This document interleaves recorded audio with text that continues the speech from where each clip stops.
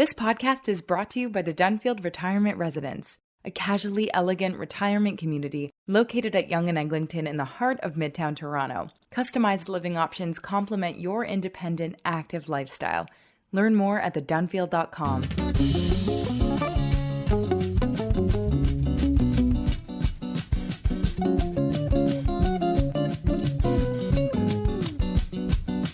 Front headlights. Is it supposed to be only white? Because sometimes I see cars with blue, green, even red lights up front. Well, it's absolutely illegal to have red light to the front. The only two colors in Ontario that are permitted are yellow and white. Every weekday, Constable Sean Shapiro slips on his headphones, flips on his microphone and his cameras, and goes live on his show Ask a Traffic Cop, broadcasting from his studio inside the Toronto Police Traffic Unit's headquarters. Shapiro dispenses advice like, are you allowed to wear earbuds when you're driving? Yes. Can you touch a built-in GPS while you're driving? Yes. And can you speed when you're passing another car on the left? No. Shapiro's amassed over 500,000 followers on TikTok, where he goes by the handle VoiceOver Cop. He's a local celebrity now. People stop him when he takes his family out to dinner. And his cool but firm advice about why it's not okay to break the law when it comes to traffic safety is now also breaking the internet. And it all started a couple of years ago because the 22-year veteran officer was hurt on duty with the Toronto Police Service's motorcycle division. So today, instead of giving out tickets and investigating fatal accidents, he's giving out advice he hopes will prevent them. And he credits his Jewish identity for having a lot to do with it. It's not that I walk around telling people that they need to do something because of that, but it's definitely part of who I am. I'm Ellen Besner, and this is what Jewish Canada sounds like for Tuesday, November the 22nd, 2022. Welcome to the CJN Daily, a podcast of the Canadian Jewish News, sponsored by Metropia.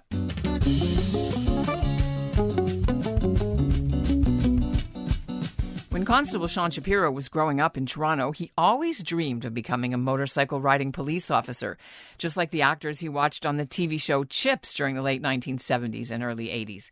And despite his mother's unease about his passion for motorcycles, Shapiro eventually worked his way onto the police motorcycle division, investigating accidents and doing escort duty, including for Prince Harry's Invictus Games athletes in Toronto in 2017. Now he's riding the airwaves, and as far as Shapiro knows, he's the only one in Canada doing it. It helps his voice is so smooth. He just won third place in an international radio star contest out of the UK. I sat down with Shapiro in his studio, and coming up, he'll explain how his chosen profession has a lot to do with being part of the chosen people. But first, this message. Did you know April 2023 is Israel's 75th anniversary? In honor of this huge milestone, UJA Federation of Greater Toronto is planning an epic trip to Israel, and all of Canada is invited. Israel's anniversary, Yom HaAtzmaut, is a one-of-a-kind experience. Streets are filled with parties, fireworks, music, and dancing. On UJA's Israel 75, you'll get to join the celebration. 75 is not a regular anniversary, and Israel 75 is not your typical trip. You'll get a truly unique experience of the country, no matter how many times you've been before. With 10 specialized tracks, you can create an itinerary that is totally personalized, whether you're a foodie, an adrenaline seeker, a TV buff, or politically minded. The best part? You can mix and match tracks on different days. Embark on a thrilling adventure one day and a culinary experience the next. Let your own interests be your guide and experience everything Israel has to offer. To learn more about the trip, visit ujaisrael75.com. That's ujaisrael75.com. And joining me now from this really cool studio at the Toronto Traffic Service headquarters is Constable Sean Shapiro. Welcome to the CJN Daily. It's nice to be here. It feels very comfortable, like I'm here a lot.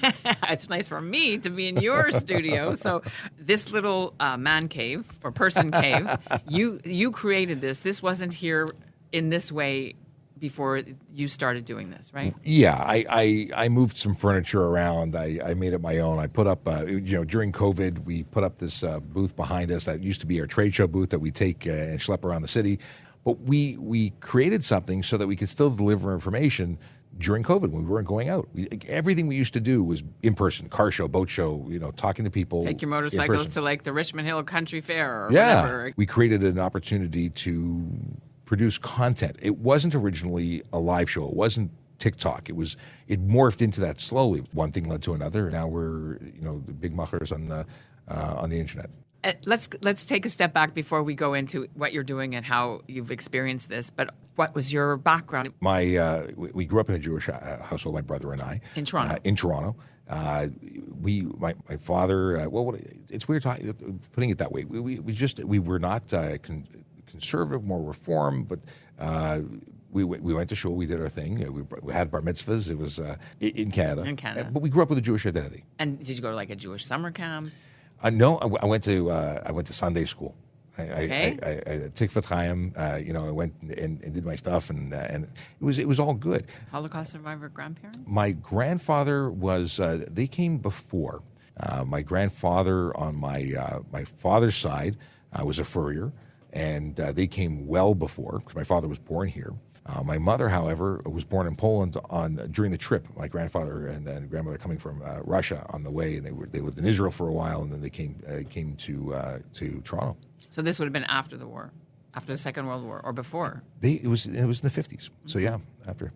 Is there any military or law enforcement background, any side of your family, So or how did you get here? My dad's cousin was with the FBI in the States, and he was a police officer, and then became a lawyer, and from a lawyer became an FBI agent, and then left the FBI to work for a big company.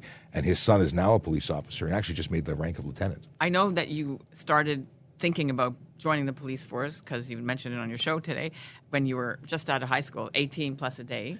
Well, that's when I first applied. Right. But I actually had decided I was going to be a police officer since I was a kid. I was absolutely all over the Chips television show. There were motorcycle cops, Eric Estrada, and I forget who the other guy was. Oh, it was John Baker was the name of the character. All right, our audience will write in and they'll tell us what it is. Yeah, and actually he did a video and mentioned me recently. Something called somebody did a spiel thanking police officers for what they did, and they asked him to make a video, and did a video, and he thanked a number of officers, one of whom was me. That's very how much cool. does that mean to you? It was phenomenal, and it was unexpected. It just showed up on my Twitter feeds, so it was very cool. Did you say thank you? Did you reply to him? I did. And? But I didn't hear back. No matter he mentioned your name? Yeah, I think he mispronounced it originally, but it was still... Well, had he called Shapiro? Possibly. Just like the owner of the Blue Jays, which we don't understand why he calls it that way. I really don't understand, but he's the manager, right? So he... I don't know, he's got to be different. So you don't hide your last name. No, not at all. You don't hide your identity. But there are not that many in the history of, let's say, Toronto police. There are some who have gone in who are Jewish. How did this decision go over with your parents, who most Jewish parents of a certain age go, no, doctor, lawyer, engineer. So I get to say that my mother had a hand in this, in influencing the policing thing. She may not have wanted to, but when I was a kid, she got me a 3-wheeled electric bicycle of sorts, the precursor to Power Wheels, and it was a police bike.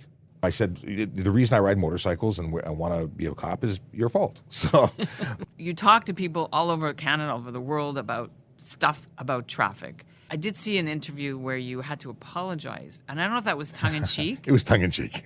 For offending people for telling them that they're idiots? No, so the story was there was a woman who put up a TikTok video that said she doesn't know why people yell at her for running red lights and stop signs on her bicycle, because you should know that bicycles are only, supposed to, stop signs are only for cars, not for bicycles. And so I made a response video to that saying, no, you're wrong. Well, this opens the discussion. Let's dig a little deeper. You're not trying to be a cool influencer. You do have limitations on, where you can go. People ask me all the time, Do you know what I mean? How much over the speed limit can I go? How much can I go before I get a ticket? And the answer is you can't speed. It's illegal. I'm not going to tell you or give you permission or even hint to something because you shouldn't be speeding. And I know what the consequences are, not just in the perspective of you're going to get a ticket, but because we know that speed kills and you increase your odds of killing somebody else and causing damage. And just the percentage of the likelihood of becoming involved in a collision go up with every kilometer you go over the speed limit. So I'm not going to let anybody off the hook and give them, I'm the cool cop. I'm going to tell you, you're okay for 5K over. Because you're not. I'd give you a ticket for 5K over if you were in a 30 kilometer an hour zone. So I'm very straight with that. And they called me the CEO of No for the first year. That was my the nickname. Because everything they asked, I said no. Who do you talk to? What kinds of, demographics, age, even countries do you know? we see, but the majority is Canada. The United States is a second. We've got people in Germany, Australia, New Zealand. Like, we have people who reach out and say, "I'm a police officer here," or I just like listening. It's so cool you talk about this stuff. We wish our cops were like you. We have people who have legitimate issues and questions, or have received tickets and don't understand, or new drivers and want to know. We really got very popular during the pandemic because people couldn't get their tests, or were confused about extensions and license plates that you can't read because they've bubbled off. That's so mine. many things. Like, I have one, and I'm not changing it because it's the government's fault. So if it's I'm not within, paying $100. I'll let them stop it's me. not. No Well, offense. it's $52. Still. If it's not covered under warranty, if it's within 5 years of issue, it's covered under It warranty. isn't. And if it's outside of that, it's a $110 fine. Wait, hold on. We got it in 2018, So you're probably covered. July 2018. In certain plate ranges were acknowledged as defective and were free to replace. So you should try I and love replace you. it. Okay, I'm going. And on the flip side, $110 every time you get stopped because you want to That's say not that worth it's it. the government's not worth it. Listen, I go to Costco, I'm filling up my tank, I'm talking to the person who's filling up on the other side saying, "Hey, by the way, just so you know, I don't want you to get a ticket. You should get that fixed." Because it's simple stuff like that to avoid issues. So how do you navigate being a police officer when you're not in your uniform and off your shift? If I'm not with my children, then I'm still a cop. I won't put my kids at risk. Although I will say that my daughter was deputized for a second. She was in her car seat, and a woman was hit by a school bus making a turn right by our house. And you jump into action. You have to help people. What are you going to do? It's a should do. If you're to be a member of your community, to protect the community, you need to be taking ownership of that community and responsibility for it. And the only difference between me and everybody else is I have been given that authority in a different way. You mentioned community, so we should talk about whether there's any flavor or influence or impact of your Jewish upbringing and your Jewish thought on this kind of role that you want to help people. I don't think it's as cut and dry as that. I think the way I was raised and the belief that you should do good, and it's the concept of making the world a better place and in being a light unto the people. This is stuff that I think, even whether it be subliminal or active, it's part of it. It's part of it. You could be the rabbi of the road. I got enough going on with the TikTok traffic cop, but I'm not talking about making sure you go to a Seder. I'm making sure you don't kill anybody. When you read in the news that every time the police, every year they have the annual hate crime statistics that come out, and you see that Jewish people in Toronto still consistently are the highest target of reported crimes to the Toronto police, and this is going back 5, 6, 7 years compared to other ethnic or religious or minority groups. How does that impact you as a person when you see that? Well, it's heartbreaking. It's heartbreaking to see so much hate, not just directed at the Jewish community, but everyone. You see people who are either the victims of crime, or you see people who hate people, and they make no qualms about it. They're very open about their hatred, and it's hard. It's difficult to deal with. I remember many years ago when I was a court officer, there was someone who was in custody for assaulting, and I can't remember now if he killed him or if he just assaulted him, but he had assaulted an Orthodox gentleman who was at Bathurst and Eglinton in front of, I think, a donut shop, and he was my custody. I was taking him to court every day. It affects you differently. He had tattoos on his hands that said "cop killer" or something to that effect, and he was a guy who targeted somebody else because of who they were. And what did you do? Did you want to transfer from that, or No. get someone else to do it, or Dafka, you wanted to do it? I absolutely wanted to do it. It was a very interesting and uncomfortable situation, but I don't run away from uncomfortable situations. It's, you deal with whatever comes your way. Did he know you were Jewish? Oh, I think everyone else made him very aware of. He was very uncomfortable. You're bigger than him too, probably. It wasn't like that. It And wasn't. you had the weapon. Well, in fact, there was no gun involved. It was a court officer. We're not armed with firearms. But it wasn't about that. It was just me doing my job. But oddly enough, I think everyone else, scared him. But in the moment, I remember just being so upset by the news of it. Because it's still close to home. When you hear them as callers or listeners, or they send messages to you, did they know you're Jewish on Have you put that persona out that you are Jewish? I don't advertise it, but when people, the number one question, are you related to Ben Shapiro? The name, I repeat it 6 times a show usually, so there's the people who know what Shapiro is, I'm certainly not hiding it. Are you? What? Related? Not that I'm aware of. So you haven't had any anti-Semitic or neo-Nazi stuff on this show? I've had lots of Tell me. Comments. It's the trolls, questions. I have had comments of why are Jews allowed to walk the earth? Things of those of that stream. Lots of hate. So usually what I do is I block them and I report them. So they're not coming after you because you're Jewish, or you don't know. I don't know why what their they're motivation coming. is. They might be. They could just be looking to stir up problems wherever they go. You're never going to stop it. And unfortunately, these people hide behind an IP address from wherever. And I don't think they'd approach me in person. But if they did, it would be a different story too. And what would you do? Well, we'd have some dialogue. Most of what I see is actually anti-police. It's less about being Jewish and more about just being a cop. And it's not less disgusting than anti-Semitic hate. It's just that it's a totally different thing. It bothers me beyond words. We need to talk about the actual stuff that people are concerned about and the issues that you're seeing. Distracted driving, that's huge. It's an epidemic. Huge. The number one distractor, the number one cause of collisions right now, according to the Traffic Injury Research Foundation, is the distracted driving by way of daydreaming. So simply not being attentive is a problem, but they can't charge you for not being attentive for an attentive driving charge. That's careless driving. If you had a magic wand, what would you do? If you could do anything and there's no issues and you just fix something, what would it be? I would make cars unable to exceed the speed limit. Speed is a huge, huge factor in collisions. And we have a problem on the road that nobody seems to care that people are traveling on average 20 to 30 kilometers above the speed limit. And that's not even the people, that's the average now. So the people who are now considered speeding are doing 150. It has gotten out of control. And we are an understaffed service, not just Toronto Police. Police services everywhere don't have enough people to do everything all the time. What happens is when the cat's away, the mouse will play, and people just no longer respect traffic laws. When I was a kid, you thought you were going to get caught if you went above the speed limit, and I did. And when I got caught, it changed my driving. Hold the phone. You got caught for a traffic ticket when you I was were a kid? What were you doing? 16 or 17. I was going like 15 over. That was in Richmond Hill, and I also got a ticket. I got a ticket for running a stop sign, and I know the officer who wrote the ticket. I know him now. He's still an officer, and whose name is also Sean, by the way. And every time I see him, I tell him, by the way, you gave me a ticket. So, but you know what? It changed my life because I really paid attention. One ticket, it was 2 different offenses, but I didn't even see the stop sign. But I tell you something, I don't miss stop signs ever since that ticket. My husband says I'm the worst driver ever, just so you know. Oh, no kidding. Okay. Well, why does he say you're the worst driver? I think we should not talk about this on camera. I use my phone too much. That's what I said. That is a problem. And I can't stop it. Well, here's the thing. Put it in the trunk. Like, create a way of changing behavior that forces you. If it's going to be within arm's reach and you're going to use it, put it somewhere that you can't. But you know what? When people close their eyes for a few seconds, at 60 kilometers an hour, you're traveling a tremendous distance.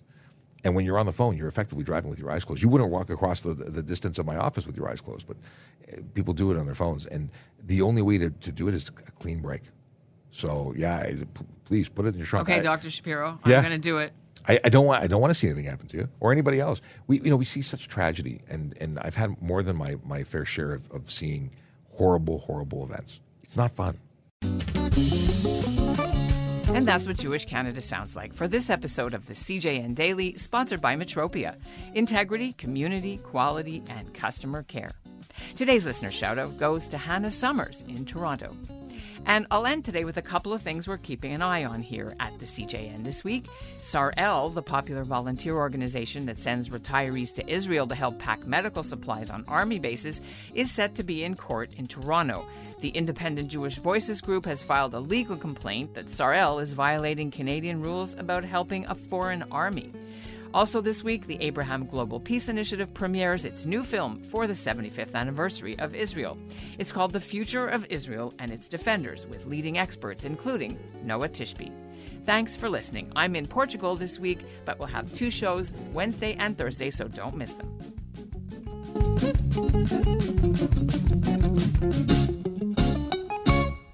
The Dunfield Retirement Residence offers customized living options to complement your independent, active lifestyle. Welcome home. Welcome to the Dunfield. Visit us at thedunfield.com to book a personal tour.